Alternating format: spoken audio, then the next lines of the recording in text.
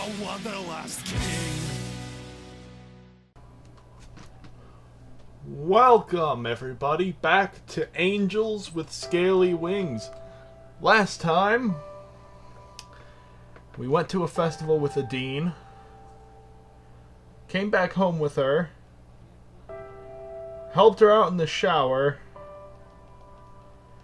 and spent the night at her house.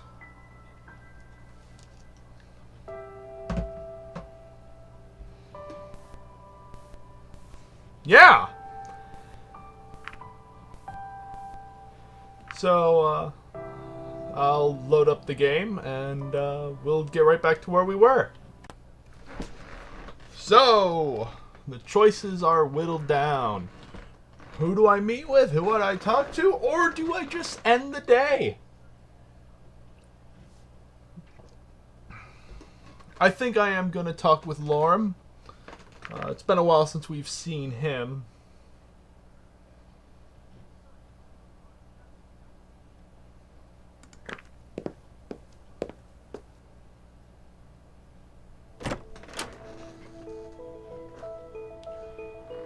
There you are! Come in! Sure. Honestly, I can't believe you agreed to do this again. I don't believe it either.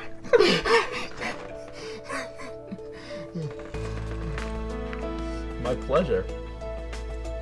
Now that I've had a chance to work through everything from last time, we can do some real work. Sounds great. I did a staggering amount of research on mythical humans. Here, let me show you some of the stuff I found. Sure. We sat down at the coffee table, Lorem opened up a laptop and started to type away. Seeing the laptop brought back memories. In our world, they had become obsolete a long time ago. Before I show you these images, I should probably tell you that some of them are really weird. Just don't take them the wrong way. You already told me about the four-headed human, so I think I can handle this. Alright.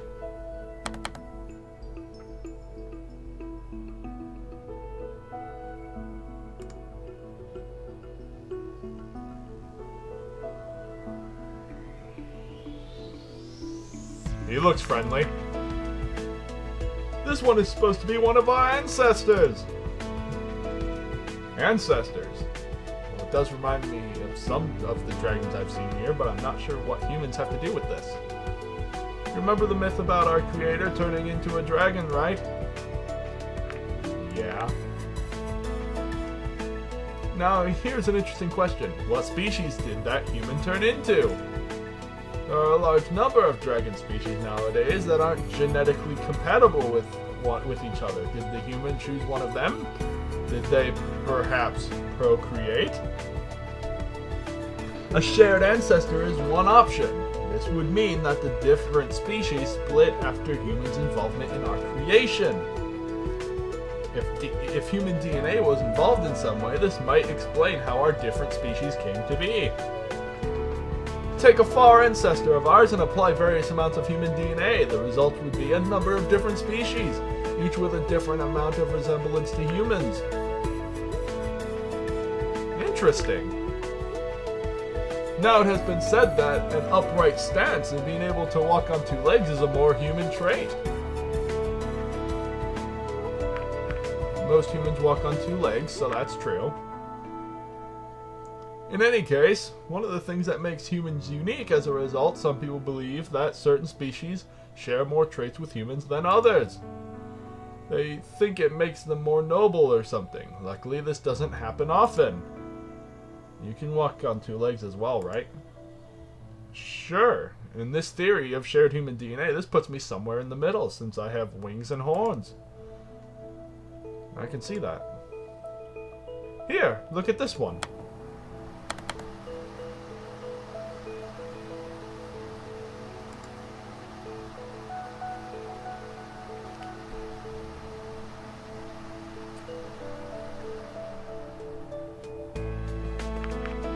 I wouldn't want to live in the same town as this fellow.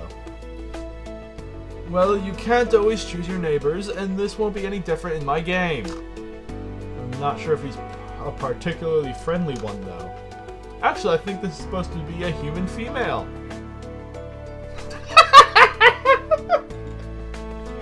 That looks about accurate. Sorry.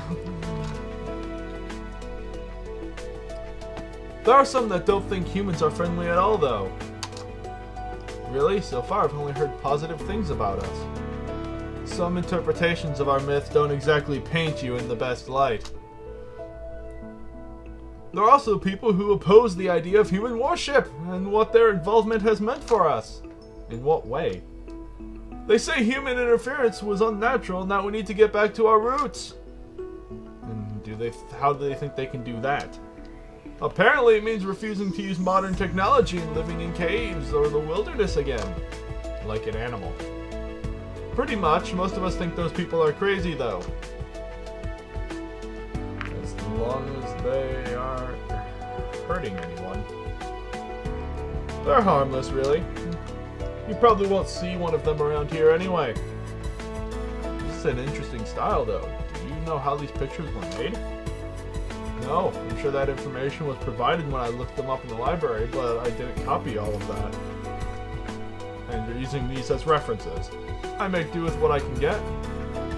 Maybe now you can see why I wanted your help though. Alright, what do you need me to do? I just want to make some quick sketches. You can stand over there by the wall.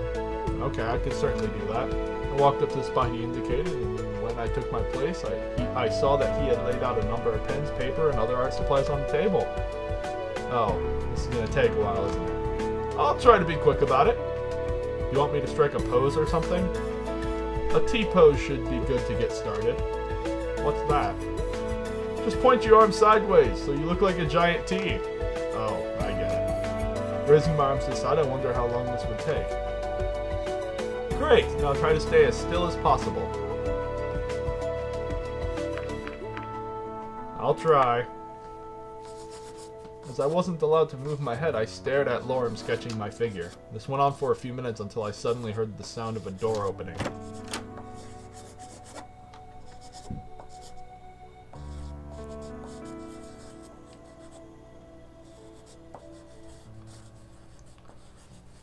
Hey, Lorem. Alright. Furea was going to visit today. I totally forgot about that. Are you still working with the police? Yeah. You don't mind if I take a seat, right?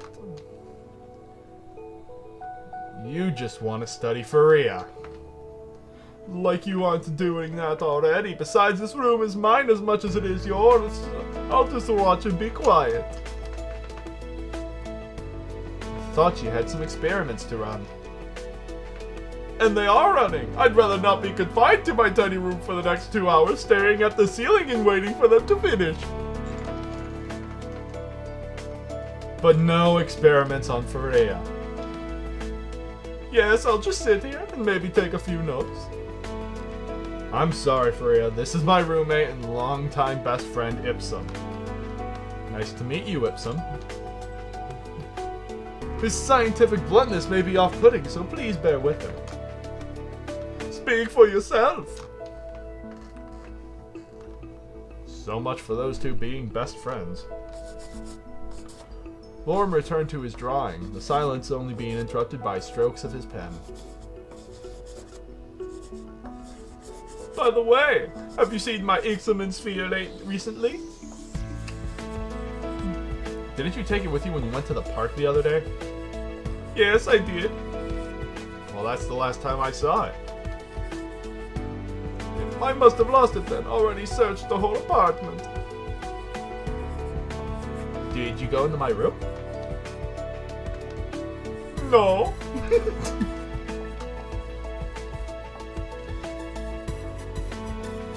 Maybe someone found it. I had it registered in my name when I got this, so if anyone found it, it should show up sooner or later. What is an Ipsun sphere anyway?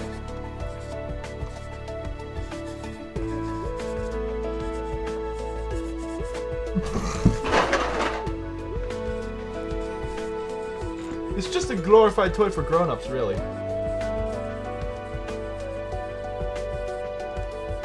I have no idea what you're talking about. An Ipsun sphere is a very sophisticated tool with a countless number of uses. Like what? levitate and follow you around, take photos. You can even use it as a calculator.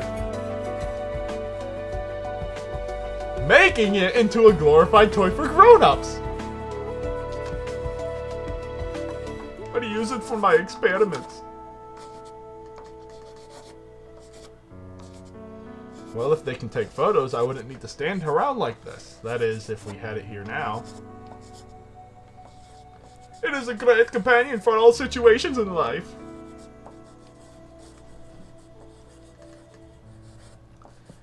It's much easier to draw from a live model rather than a photo, though. Easier for you, maybe. I hope this doesn't take much longer because my arms went numb a while ago. Yeah, I think you can relax now. I'm nearly done with this one. A tingling sensation went up my arms as I relaxed. Slowly, I began to regain feeling in them. Alright, now turn around!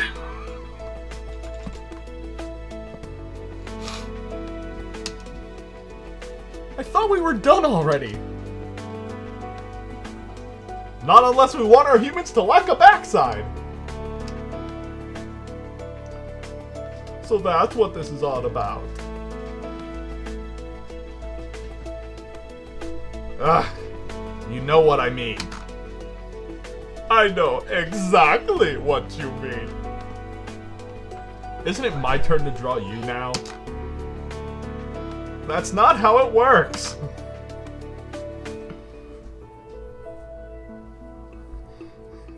I wouldn't mind getting a portrait of myself. I can already see it, the light shining from above, caressing my luscious mane, highlighting each lock as they interplay. This is gonna be a long day. And my cat is causing problems for my mother in the background.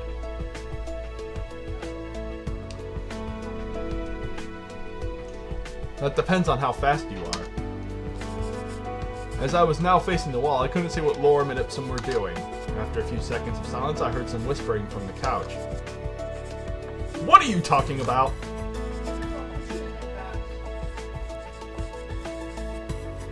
I didn't want to be rude, but I was just curious about your vestments.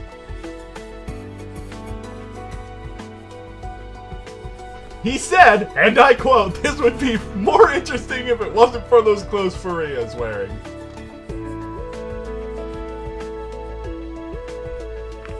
Coming here was a very bad idea.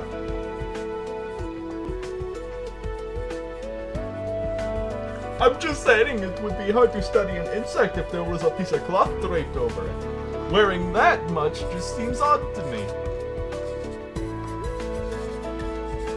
If humans wear clothes like this, it's only appropriate to depict them as such. And my scientific curiosity shall remain unsatisfied. Because Furea's not here to do that.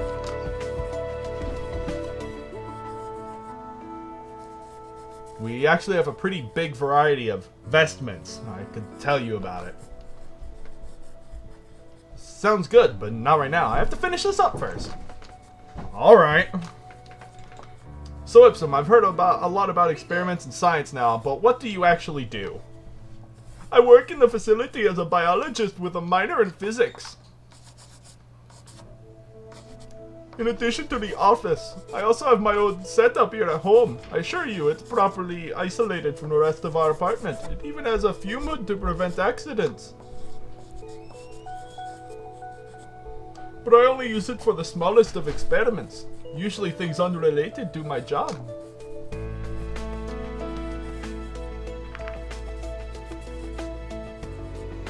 Okay. Sounds boring. Don't get them started, or we won't hear the end of it. Maybe you would like to talk about your hobby instead, Lorem. Isn't this already a hobby? I guess you could say so. I was talking about this other hobby, though. Oh, that. I don't know, it's a little embarrassing, to be honest. There's no need to be embarrassed about your hobbies. He likes flowers. Once he even made a crown out of daisies. Cutest thing in the world. Don't listen to him. As usual, he only tells half the story. What's the other half, then? I have an extensive love for botany. The fern he keeps in his room must be the happiest plant alive. I find gardening to be very relaxing. Especially when the birds are singing in the morning. It's so nice to go out there with a nice cup of tea and work in the garden of our apartment building. Which reminds me, Ipsum here has quite extensive tea collection. Although I'm not sure if he prefers to hoard tea or gadgets, it's a mystery. I heard there was going to be a model of the Ipsum sphere that could actually make tea. That's going to be a must-buy.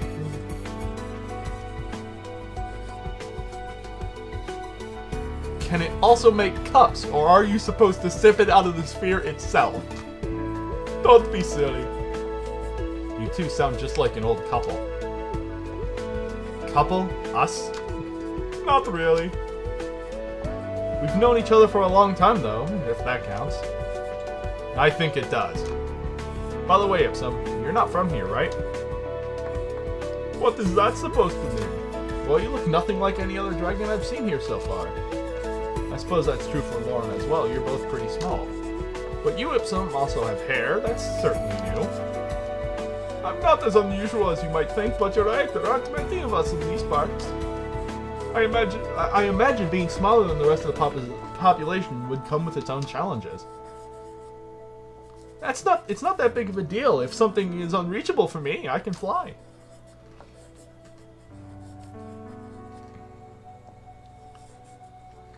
This apartment was actually intended to house a dragon of a bigger size. That not only makes it very cheap, but it's also big enough for both of us. There's one thing I've been wondering. How do you even sit on one of those chairs? Wouldn't the backrest cause problems with your tails? I see what you mean. It's never been a problem because most chairs are bigger than I am. It's just a question of getting into the right position. However, this might be different for those of us who actually walk on 4 legs. But they usually don't use chairs like these at all. I've seen a few try, though. I suppose they want to imitate humans in this way. Even if they can't stand or walk like a human, they can try to sit like one. With varying results! I've seen some look really funny trying to fit onto chairs they are too big for, or sitting in odd ways that clearly don't work with their anatomy. I see. Lorem, you asked me about breath weapons last time, but I don't think you ever told me if you had one. Probably because it isn't worth mentioning. It may only be a small thing, but it can get very hot. What about you, Ipsum? Yes, Ipsum, what about you?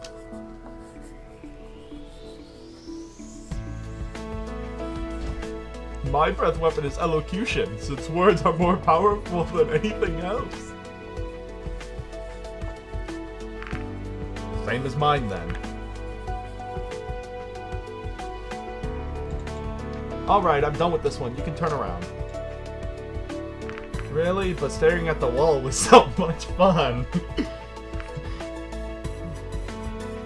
Does this mean we're done? Let's make one more, maybe something dynamic.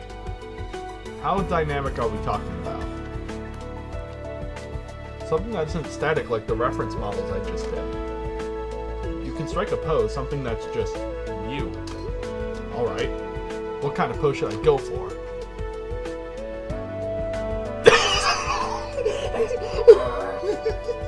That's one more pose.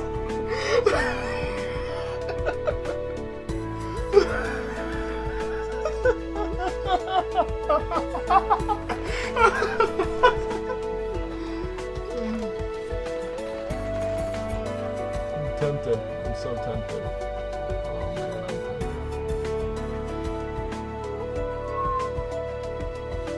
No, a thoughtful pose. What about this? Works for me. By the way, did you get the groceries when you came home from work? Yes, just as usual. Are you two sure you're not in a relationship? I certainly am. Actually, Ipsum is deeply in love with his home laboratory. Oh, really? I'm not even going to deny that. When I'm not working on something at the office, I do so here. What are you currently working on? I've been looking into physics of teleportation. You're talking about the portal, right? Well, I don't have permission to even approach the portal, so I have to resort to theoretical discussion on its mechanics and make do with what I can pull off in my home laboratory. Maybe I can tell you a few things. That won't be necessary. I've already read all the available test reports. Okay. Are you aware that using the portal could be incredibly dangerous? I'm not sure what you're talking about. You don't have a complete understanding of what the portal actually does and what it means for our world at large. In order for the portal to function, a natural wormhole is required. It is trapped, it becomes the portal's entry. The portal manipulates the wormhole's exit. In this way, something can be sent to whichever destination is chosen. Now, there is a theory about the purpose of natural wormholes in the universe. It states that they act as the support pillars of the space-time continuum. How so? How should I explain this? I think the video game analogy worked pretty well. Sure, in a video game, what happens when you meet the edge of the map? You hit a wall? That happens in some games, but in others, you reappear on the opposite side. Yes. Right! How does this happen? If our world is a perfect sphere, someone could just keep flying in the same direction, eventually they would arrive at the starting point again. Sure. This is just a result of physics, and in the abstraction of a video game, however, it doesn't work like that. They don't try to replicate the spherical world, but use a 2D plane instead. This is getting confusing. Imagine a piece of paper with a world map printed on it, right? While it shows the entirety of the world, it's still just a simple flat piece of paper rather than a sphere, right? Sure. Let's assume that in our game, the world map looks like that. Now, what happens when we approach the edge and walk over it? Is like we are teleported to the opposite side. Okay. This doesn't actually make the game world a sphere, but rather a torus. A torus? You know, like a donut. If that's the comparison you want to make. Okay. Now things are going to get really complicated. Are you familiar with many worlds' interpretation of quantum mechanics? Let's say I'm not. It states every single time a choice is made by any actor that possesses free will, the universe splits off into different branches. This means for every choice you have made, there exists a branch of the universe where you have made a different decision. I see. Now we can't communicate with all these other branches in any way. You don't know what would happen if you had made a different decision this morning. You could make an educated guess, but the only person who truly knows what would happen is that alternate you who had made the decision and is living its consequences. That is, unless we could communicate with those other branches. However, there's a barrier that prevents us from doing that. This barrier is made up of wormholes. How does that work? It's very similar to the torus model that is used in games. As we approach the edge of our own world, the barrier causes us to end up on the other side instead. Does that mean we get teleported to the other side like in video games? Not necessarily. It would just be correct to assume that our universe is shaped like a torus. So which is it then? Do we get teleported or not? That depends. How do you look at the wormhole's function? Imagine this sheet of paper is the entirety of our world. He took a sheet of paper from Lauren's stack and showed it to me, making a spot near the edge with a pen. And this is where you live. Unfortunately, your workplace is here on the other side. He drew an X close to the right edge of the paper. If the world was flat, this would be very unfortunate.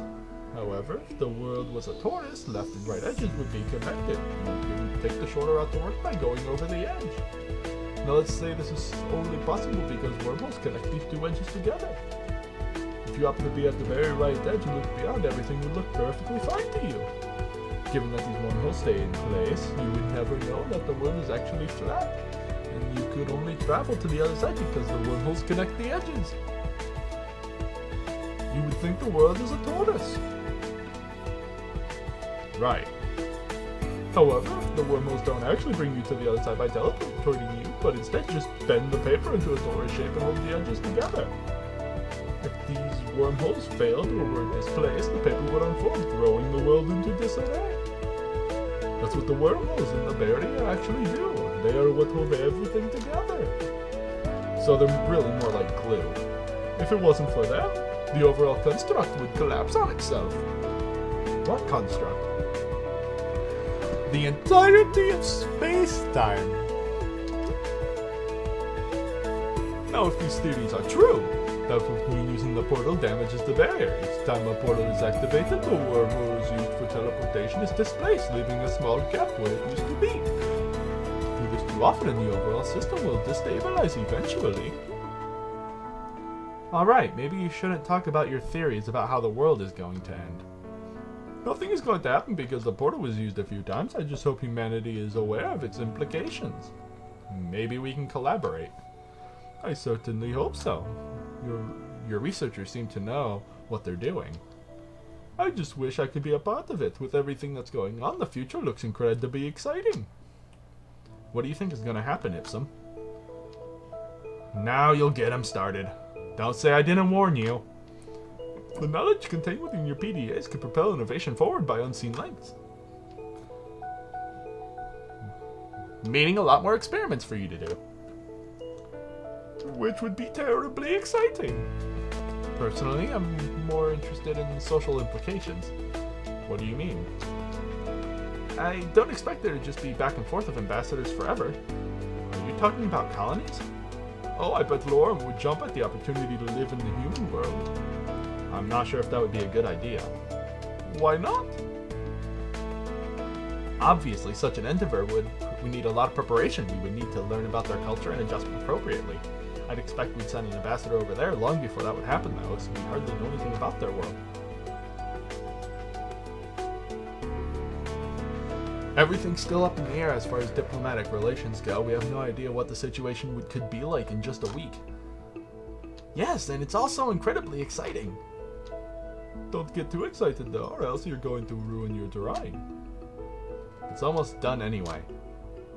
Here, what do you think? Lorem leaned over, holding up the paper to Ipsum. Ipsum looked at the paper closely, his gaze shifting back and forth between me and the paper several times. After a few seconds, he seemed to be finished with his evaluation. As a scientist, my professional opinion is that this part looks a little long. He pointed a sharp claw at the part of the paper Lorem was holding. Are you sure? Let me see. If I wasn't sure, I wouldn't have said. I think you're right. That I am? Lorem reached for his eraser, purging a few lines from the paper before he switched to his pen again. And it's done. See, what would you ever do without me? I don't think I'd hear as many explosions in the middle of the night. You were happy about it when you forgot to set your alarm that one time. Suddenly, the sound of an alarm resounded throughout the room. Oh, my experiment is done. And there he goes. Charming fellow, isn't he? I can't stand him.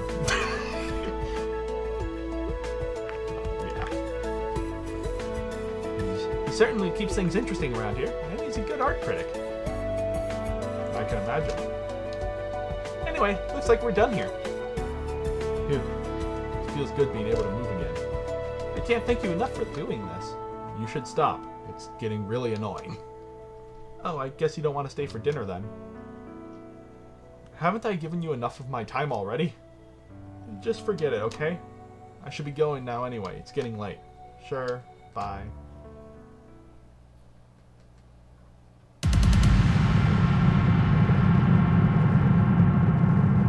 Chapter 5.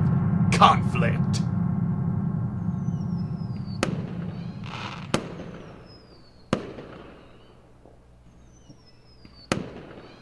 I have a horrible feeling about this.